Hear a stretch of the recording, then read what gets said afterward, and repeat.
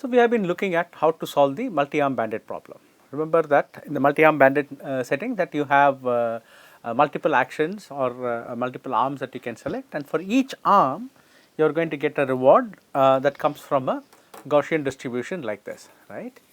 And so, we looked at a class of methods based on trying to estimate what is the expected reward you are going to get, right. So, we do not know what is the true reward. If you know, then you can easily solve it. So, what you do is you take an average, you keep a running average of all the rewards you have gotten for each of the arms that you have played, and then you will try to pick the arm that has the most reward and balance it with some amount of exploration. We already saw this, right. This is what we call as either epsilon greedy or softmax, and the challenge here is that you will eventually end up identifying the current arm, right, eventually end up identifying the current arm. So, let us recall one of the bandit use cases that we had, right. So, where we wanted to show the right news stories for people coming to the web page, right. So, if you look at the screen here, you can see that there are 3 stories that have been shown, and this is probably picked from a set of 20 stories. Okay. Let us take the example of just showing the one story. Let's take an example of just showing this top one story to the people that are coming to your web page, right. Now, why is this a bandit problem? So, there will be some news editors who are selecting out for you some 20 stories, right, from which you have to select which is the top one story that needs to be shown to the user, and if the user clicks on it, then you get a reward of 1. If user does not click on it, you get a reward of 0. So, that is how you learn, right. So, we already looked at this in the past, but the challenge here is the following. The methods that we looked at, right, either using epsilon greedy or softmax, eventually identify what is the right arm to take.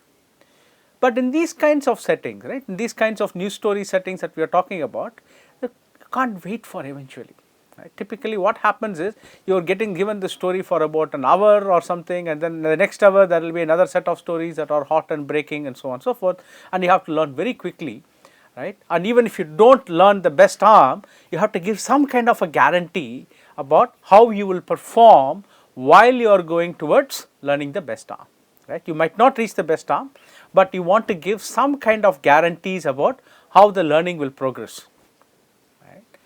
So, there are multiple ways in which we can talk about this kind of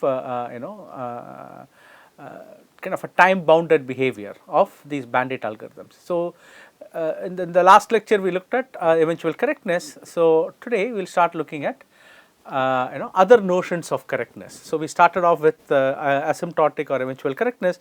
So, the first notion of correctness we look at in this lecture is how you can maximize the total rewards that you obtain while you are learning. The total rewards, right, not just finding the right arm at the end. So, what we mean by this, let us take a look here. So, the x axis here is the time, and the y axis is the payoff that you are getting at that time, right. So, you will think of something like a learning curve like this. So, if you know the best arm from the beginning, right, and if you have been playing the arm from the beginning, then the expected reward you are going to get is mu star, which is the true expectation for that arm. The reason you see this kind of a learning curve going up is because you are not playing the best arm from the beginning, and you have to do some amount of exploration, right, to identify which is the best arm. Right. So, when we say maximize the total rewards obtained, what we are really asking you to do is minimize this region, right, this region where you are not earning the maximum amount of reward that is possible. Right.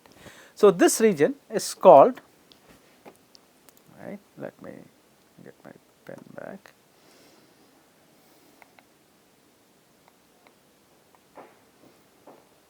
Right, we are talking about minimizing this region. Right.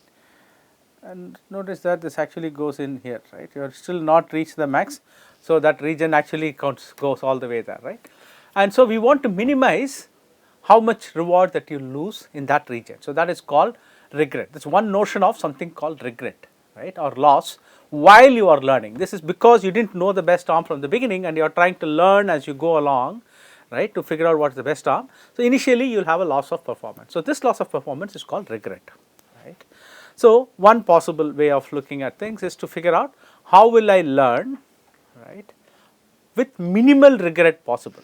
So, if I keep exploring a lot, then what will happen? My curve will go slowly, as we saw in the previous lecture, right. So, if you keep exploring a lot, you will learn slowly, right. But if you do not explore enough, you will learn quickly, but then you will converge to something that is suboptimal, in which case there will always be a constant regret, right. There will always be a constant gap between what is optimal and what you are playing, and therefore the regret will be very large, the total regret will be very large, right. So, you have to figure out a right rate at which you are going to learn, right. So, instead of just assuming, instead of just giving you asymptotic guarantee. So, that is basically the problem. So, your goal is to make sure that you get as close to mu star as quickly as possible, right, while giving some kind of a guarantees about that.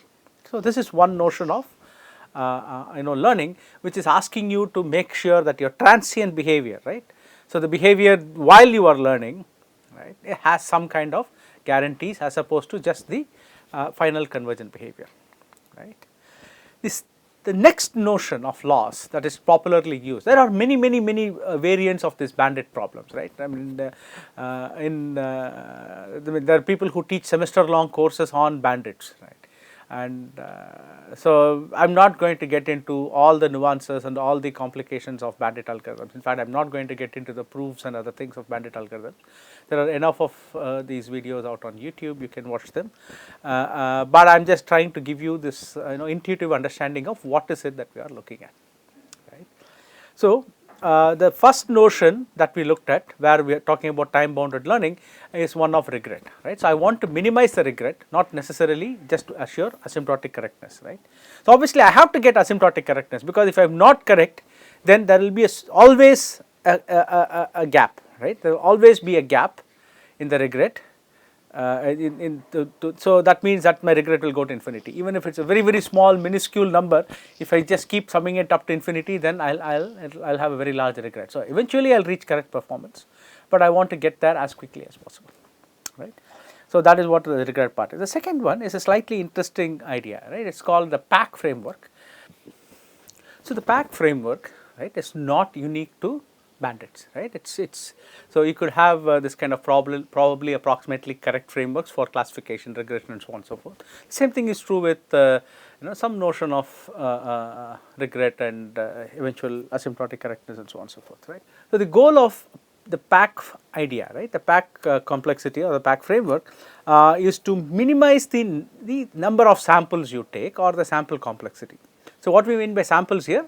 So, remember we were talking about pulling the arm, getting a reward, and then accumulating all these rewards or averaging these rewards to get an estimate of the expected value, right. So, the number of times we pull the arms, right. So, those are the number of samples you take. So, each time you pull an arm and get a reward, that is the sample that you have gathered, right. So, the goal of this PAC framework is to make sure that you have the least number of samples. Notice that this is different from regret. Regret does not talk about how many samples, it just says that as you are learning, right, you should minimize the loss, right, the total loss should be minimized, while in the case of the PAC framework, we are talking about the number of samples that you have to take, right. So, you have to have the minimum number of samples. The PAC framework does not talk anything about what happens while those samples are drawn, right. It just says the following, right. So, you have to come up with a method, right, or an algorithm. At the end of the algorithm, it will give me one arm and say that this is the best arm and you have to use this arm. It just gives me one arm. At the end of the algorithm, it gives me one arm to execute, right. Now, what do I require of this arm, right? I want this arm to be what we call epsilon optimal. So, what do I mean by that? Let us say that this is my mu star, right. The arm, let us say you return some mu prime is the expected reward for the arm that you return, right. What is mu star? Mu star is the expected reward for the best arm. If you remember our first definition of bandit problem, we said mu star is the expectation of the best arm. Let us say mu prime is the true expectation, okay, not the q value, but the true expectation of the arm that you return at the end of this algorithm, right. Now, this gap between the true arm, between the true optimal arm and the arm that your algorithm returns should be less than or equal to epsilon. Right? That is what we mean by an epsilon optimal arm. So why do we want this? In fact, because of the way the whole the stochasticity in the system and so on and so forth, I can always come up with settings where there are two arms that are very close to each other, and you can't guarantee that you will be able to tell them apart unless you draw a huge number of samples, I mean, tending to infinity, right? Because we want to see how we can reduce the number of samples we want to draw, right? How many times you pull the arms, right? We want to reduce the number of times we pull the arms. Therefore, we are giving you a slightly more relaxed version of it, right? Okay, you don't have to give me the best arm. I am willing to tolerate a loss of epsilon, right? As long as you give me an arm that is within epsilon, right, of the true best that I can get, I am happy with the solution, right? So that is what we mean by the first part, the epsilon arm, right? But then it turns out, right, even if I give you this relaxation of an epsilon arm, right? So that's basically, this picture is what we have put in here, right? Even if I give you this relaxation of this epsilon arm, that is not sufficient more often than not. So what happens? You are drawing samples, right? We showed you this example last time, right? Suppose you start off with the wrong samples, right? You might get stuck in something that is suboptimal, and you might need a lot of samples to get out of it. If you start off the first initial estimates that you are making, right?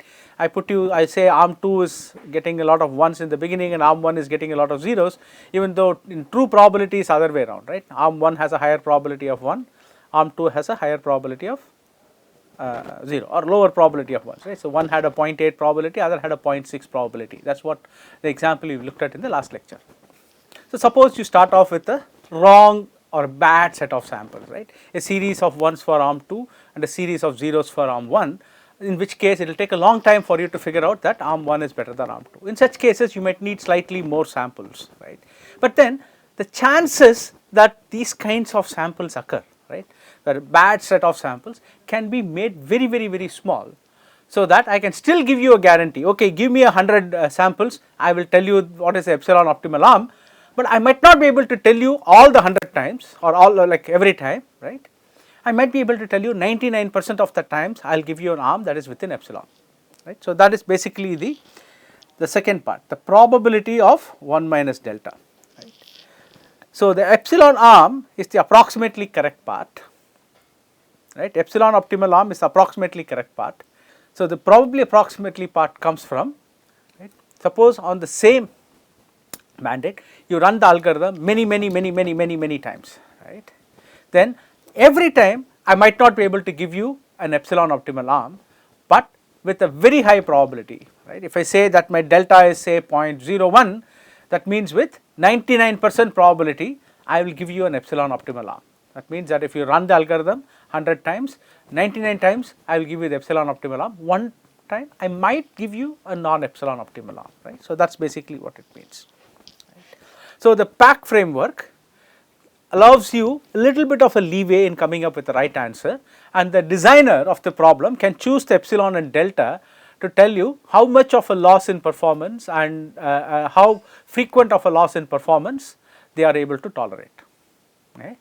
Does that make sense? So, that is a PAC framework, and you can have a similar kind of a thing for instead of an epsilon optimal in the case of rewards here, you could also think of epsilon optimal in terms of classification error, right, and likewise the probability remains the same. So, you could have a PAC framework for classification also, and so on and so forth.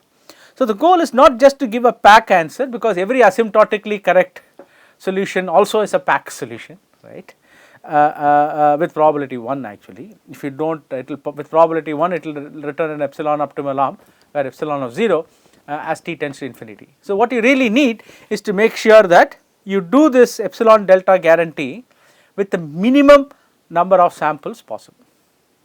Right. So, you have the goal here is now the minimize the sample complexity of the learning, right, and what happens while you are actually drawing the samples we do not typically limit in the PAC framework. So, you could do anything, you can do arbitrarily badly while you are drawing the samples, but once you have finished drawing the number of samples you say you have to draw, right, this is something which the designer can give. So, once you say you have drawn the samples that you need, then the arm that you say has to satisfy the epsilon correctness guarantee with probability 1 minus delta, right. So, kind of belabored on this pack framework because it is a very general, very useful framework and for you to know about, but quite often, right, we do not build practical algorithms just based on the pack guarantees. Right. Usually it is not sufficient for us to build practical algorithms based on the pack guarantees. What it does give you is that, hey, your algorithm is correct in some sense, right, it is not doing something nonsensical.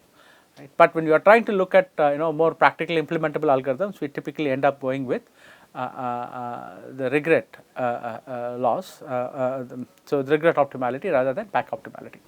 But it is a useful notion to know. And I am not going to get into algorithms that allow you to achieve pack optimality or pack guarantees in this course, but there are other material out there, and we will share some of these that you can look at, right. So, there are a couple of other very popular approaches that people talk about in the literature. So far we have looked at estimating the value function and doing Q epsilon greedy and softmax, right. The most popular way of looking at achieving pack optimality, right. So, this basically does, it is a pack guarantees, right. It is called the median elimination algorithm due to Evander and others, right. And so, it was a very interesting algorithm back then because it's what we call a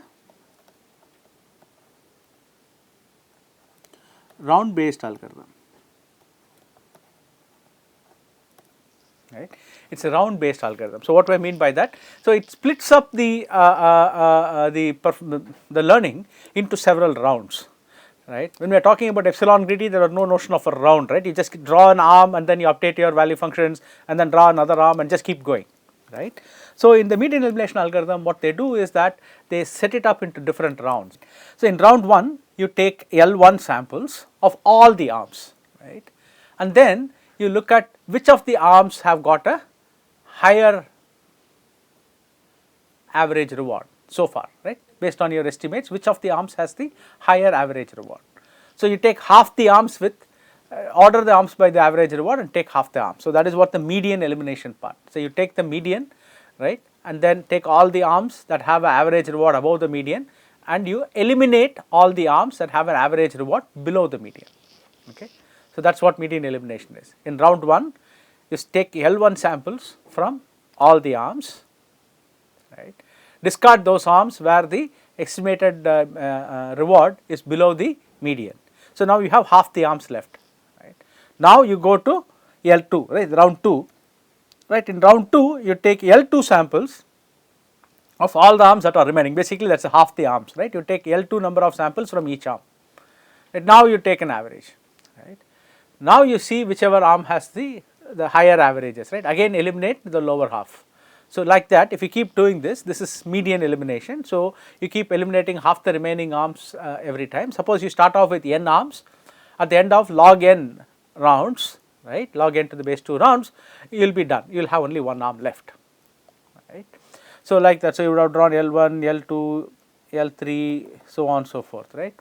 So, you would have drawn this many samples. So, at the end of the thing, you have to count up L1, L2, L3 and then that gives you your total sample complexity, how many samples you drew, right. So, the round based thing allows you to do some computation from one set of samples, right. First you just drew this, right, it is like a batch.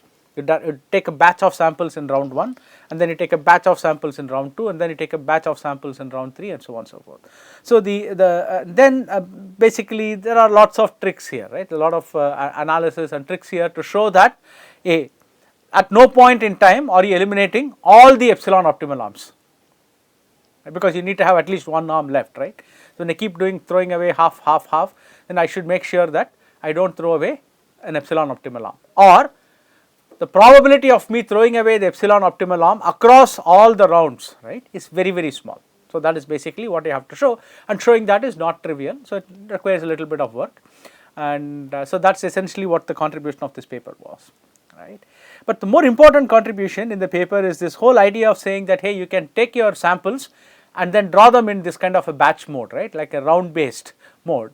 And almost every other bandit algorithm that tries to achieve either regret optimality or pack bounds after the median elimination algorithm have been this kind of round based algorithms. Okay. So, the next class of algorithms which had a significant impact on the community are what are called upper confidence bound algorithm. I will talk a little bit more about it on the next slide, but the idea here is that so while median elimination achieves regret optimality, pack optimality, upper confidence bound methods achieve regret optimality. Right. So it turns out in terms of the big O notation that you have seen, right. So people have achieved the lower bound for the regret optimality a long time ago, right. So it can't be any better than n log n, right. So it can't be any better than n, we know that, right. So because you have to take at least n samples, right, and after that the whole thing grows as log n and you can't beat the log n. So that lower bound has been established, right. Then why are people coming up with different algorithms? It turns out that the constant factors, right. Remember when you are talking about the big O notation, there are some constant factors hidden in there, right, and those constant factors can be reduced significantly by looking at various kinds of algorithms. So that is why people have so many different algorithms that are out there. So the upper confidence bound algorithms, the first one that was proposed by Peter Oyer and others in 1998 was not a round based algorithm. That is what we will talk about today, and it is a very popular algorithm. It is very easy to implement. And then the next version of the UCB algorithm after the Evandar paper came, they also came up with a round based UCB algorithm that did better than the original UCB1 algorithm. But UCB1 is a more popular one, easy to implement, and does give you very good performance in terms of practical importance as well, right. That is very important to us, right. So we don't want to lose a lot of revenue in the ad placement or the news placement case, right. So we want to make sure that the loss is minimized while learning also. So UCB gives you very good performance as well. The third class of algorithms, which again I will not get into, also go towards achieving regret optimality.